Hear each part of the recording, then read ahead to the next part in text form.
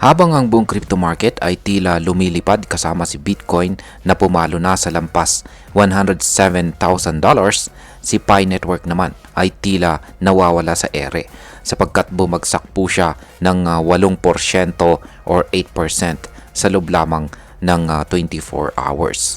Pero teka, hindi ba trending na naman si Pi?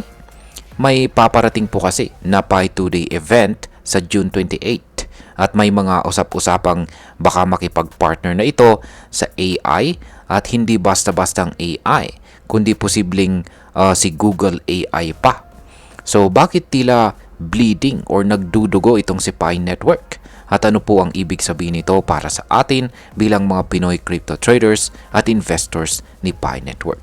Kaya yan po ang siyang ating pag-uusapan sa video na ito, pero bago po tayo magpatuloy ay pakibasa na lamang po muna ang disclaimer dito sa ibaba ng ating screen. Yan, simulan po natin sa unang katanungan kung ano po ang dahilan ng biglaang pagbagsak ni Pi Network. Yan, ng higit 8%. Kahit maraming hype itong si Pi nitong mga nakarang araw ay bumagsak pa rin po siya mula 66 cents papuntang 56 cents. Para po sa ilang mga trader, ito ay tila isang malaking disgrasya, lalo na't inaasahan nilang tataas pa ito. Pero kung titingnan po natin ang mas malalim na dahilan, ay may dalawang factor po na dapat nating unawain. Una ay ang token unlock na inaasahan po sa July, ayan, next month, kung saan mahigit 274 million na Pi ang posibleng mapupunta or papasok sa sirkulasyon. Ibig pong sabihin nito ay dadami ang supply at sa basic na batas ng ekonomiya or law of economy, kapag dumami ang supply at hindi sumabay ang demand, natural na babagsak po ang presyo. Pangalawa ay nagkaroon man ng 38% na pag-akyat si Pi nitong mga nakaraang araw. Marami pong mga short-term traders ang agad nagbenta para kunin ang kanilang kita. Dahilan para bumaba po ulit ang presyo. Ngayon ay sunod po nating katanungan dito ay may pag-asa pa ba itong si Pi Network sa kabila ng pagbagsak na ito? Kahit may takot at pangamba, marami pa ring positibong senyales si Pi na hindi natin dapat baliwalain. Ayon sa mga technical analysis, si Pi ay kasalukuyang nasa loob ng tinatawag na ascending triangle pattern. Ayan, meron po tayong chart dito. Ayan po. Ang chart ni Pi, isa po itong 4-hour chart time frame.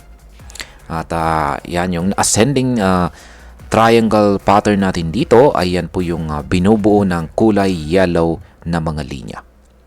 Yan, sa simpleng salita ay isa po itong bullish pattern kung saan tumataas ang lows habang sinusubukang basagin ang isang consistent na resistance level. Sa kaso po ni Pi ay paulit-ulit niyang tinatamaan ang 66 cents na resistance or 0.66.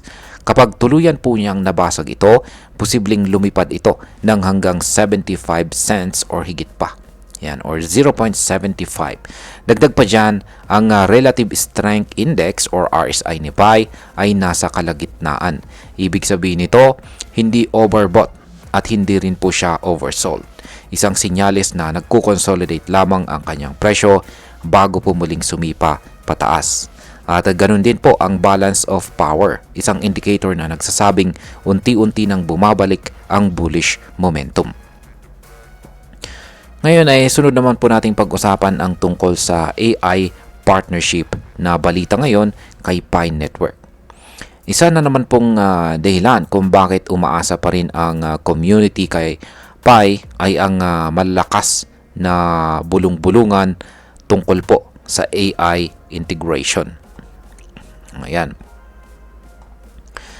Isa po sa mga founder ni Pi na si Dr. Nicholas Kokkalis ay nakita po kasi sa isang generative AI panel sa event na Consensus 2025. May mga nag-iisip na baka isa itong palatandaan na may nilulutong partnership itong si Pi sa Google AI.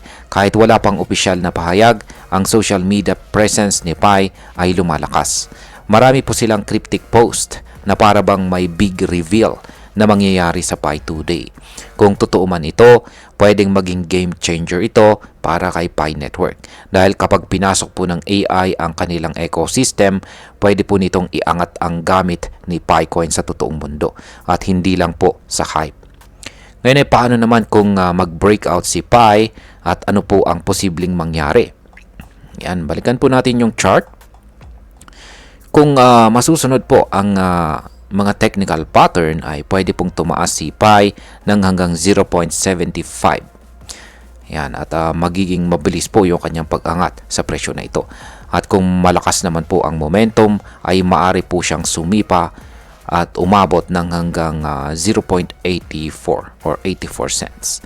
Ayon po sa Fibonacci extension, ito ay naka-align sa golden ratio na 1.618 na madalas na target sa mga bullish breakouts. May ilang analyst pa nga na nagsasabing kung magtutuloy-tuloy ang partnership sa AI ay pwedeng umabot si Pi sa target na $3. Pero syempre, long term na ito at marami pong kondisyon ang kailangan na matupad. Ngayon ay pag-usapan na po natin ang posibleng epekto nito para sa atin bilang mga Pinoy crypto traders at investors ni Pi Network. Para sa atin, bilang mga Pinoy na aktibong kasali po rito sa Pi Network, lalong-lalo na noong nagsimula pa lamang ito sa kanyang testnet at mga mining days, ay malaking usapan po ito. Sa kasalukuyan ay maraming Pinoy ang may hawak ng Pi at hindi pa na i-convert sa tunay na halaga. Ang nangyayaring volatility po sa presyo ay nagdudulot ng pag-aalinlangan sa ilan kung dapat ba nilang i-hold or ibenta na kung sakaling magkaroon ng sapat na liquidity. Mahalaga na bantayan po natin ang Pi today ngayong June 28 at ang development tungkol sa AI partnership. Kaya yan, bukas na po yan, Pi today. Kung magiging pabor po sa community ang announcement, baka ito na ang hinihintay nating tulak. Yan, tulak para umangat muli itong si Pi. Pero dapat na rin po tayo maging handa kung sakaling hindi po matupad ang expectations. Tandaan natin, ang hype ay pansamantala lamang, pero ang tunay na value ng isang crypto ay nasa utility at saka adoption nito. Bilang panghuli, ang masasabi ko naman tungkol dito ay para sa akin, si Pi Network ay nasa isang make or break moment. Meron po siyang potensyal, pero meron po siyang potensyal at malaki ang community. Malakas ang kanyang presence sa social media at may posibilidad ng big alliance sa AI. Pero ang problema, puro speculation pa lamang ang lahat. Ang market ay hindi po umaasa lang sa pangako, kundi sa aktwal na paggamit. Kung hindi po maipakita ni Pi ang tunay na utility at hindi po maayos ang kanyang tokenomics, mauulit lamang ang pattern na ito kung saan ay tataas dahil sa hype tapos babagsak ulit sa takot at saka sell-off. Kaya ang payo ko ay mag-ingat. Huwag po tayong basta-basta bumili or magbenta dahil lamang sa balita. Aralin po natin ang galaw ng market, bantayan po natin ang Pi today at tayo po ay maging mapanuri. At ayan, hanggang dito na lamang po tayo sa video na ito mga ka-crypto. Marami pong salamat sa panonood. Ingat po tayo lagi at God bless po sa ating lahat.